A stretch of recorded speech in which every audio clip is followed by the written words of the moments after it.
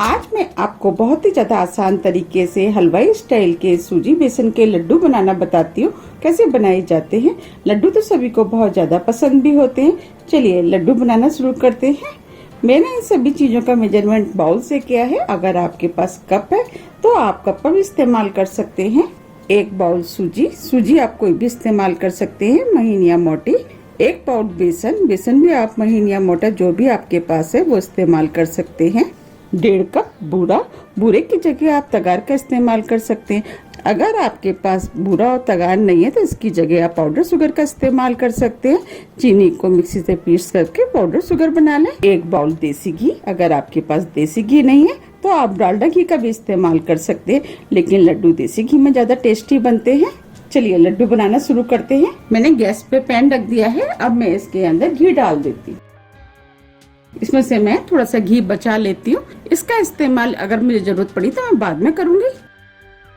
अब मैं इसके अंदर सूजी डाल देती हूँ, बेसन। अब मैं सूजी और बेसन को घी के अंदर मिक्स कर देती हूँ। गैस को मैंने स्लो मीडियम कर दिया है। अब मैं सूजी और बेसन को लगातार चलाते हुए गोल्डन ब्राउन कलर का भूनूंगी। मैं सूजी और बेसन को लगातार चलाते हुए भूनूंगी जिससे कि ये तली में ना लगे, और गैस को आपको स्लो मीडियम ही रखना है। स्लो मीडियम में भुनी हुई सूजी और बेसन के जो लड्डू होते हैं वो खाने में बहुत ज्यादा टेस्टी लगते हैं। थोड़ा सा भूनने में टाइम जरूर लगता है। लड्डू बनके जो तैयार होते हैं वो बहुत ज्यादा टेस्टी लड्डू बनके तैयार होते हैं। इसीलिए आप इसका ध्यान रखें कि गैस को स्लो मीडियम ही रखें और इस तरीके से लगातार चलाते रहें। बेसन और सूजी हल्की हल्की भुननी शुरू हो गई है। आप देख पा रहे हैं कि उसने घी भी छोड़ना शुरू कर दिया है और इसके अंदर से हल्की हल्की खुशबू भी आना शुरू हो गई है। बेसन और सूजी जैसे जैसे भुनते जाएगी वो घी छोड़ते जाएगी और इसको इसी तरीके से लगातार चलाते हुए भुनना है। इसको भुनने में 10 से 15 मिनट का टाइम लग जाता है। आप देख पा रहे हैं सूजी और बेसन जैसे जैसे भुनता जा रहा है और वो घी भी छोड़ता जा रहा है और बटर भी देखिए कितना पतला होता जा रहा है।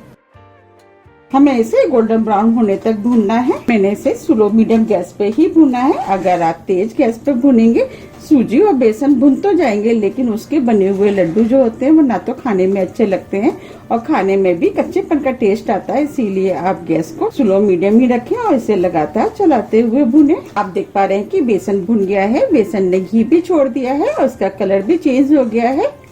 हमें बस इसी टाइप का भुना हुआ बेसन चाहिए और बेसन के अंदर से खुशबू भी आने शुरू हो गई है और ये 1/4 करीब घी बच गया है। अगर आपका बैटर थोड़ा सा सूखा लगता है तो आप थोड़ा सा घी इसमें और डाल सकते हैं, लेकिन मुझे ये बैटर बिल्कुल सही लग रहा है। अब मैं गैस को ऑफ कर देती हूँ, इसे ठंडा होने के लिए रख देती हूँ। मैं इस बैटर को बीच बीच में इस तरीके से चलाती रहूंगी क्योंकि पैन इस समय गर्म है, जिससे कि बैटर नीचे तली में जले ना। थोड़ा ठंडा होने के बाद इस बैटर को मैं एक बाउल में निकाल लूंगी क्योंकि अभी ये बहुत ज्यादा गर्म है। मैंने लड्डुओं के मिश्रण को इस बाउल में निकाल लिया है।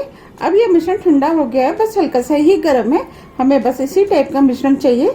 अब मैं इसके अंदर आधी छोटी चम्मच छोटी इलायची का पाउडर डाल देती हूँ, इससे कि लड्डुओं में खुशबू अच्छी आएगी।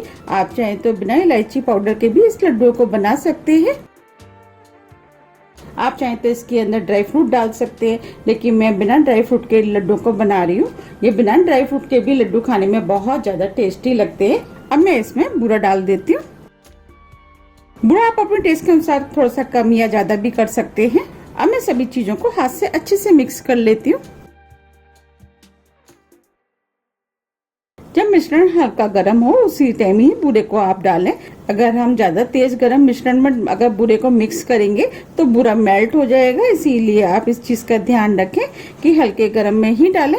सभी चीजों को अच्छे से मिक्स करना है। जब हम लड्डू के अंदर बूरा और तगार को डाल करके लड्डू बनाते हैं तो लड्डू दानेदार और बहुत ज्यादा टेस्टी बनके तैयार होते हैं। मैंने सभी चीजों को अच्छे से मिक्स कर लिया है। अब मैं आपको लड्डू बना के दिखाती हूँ। इसके लिए मैं हाथ में थोड़ा सा मिश्रण ले लेती हूँ। साइज आप अपने हिसाब से बनाने के लड्डू का साइज आपको क्या रखना है उस हिसाब से आप मिश्रण ले लें। अब मैं आपको दोनों हाथों से इस तरीके से घुमाते हुए लड्डू बनाऊंगी।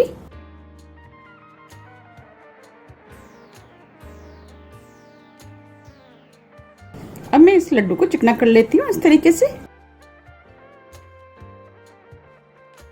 देखिए कितना बढ़िया लड्डू बनके तैयार हुआ है।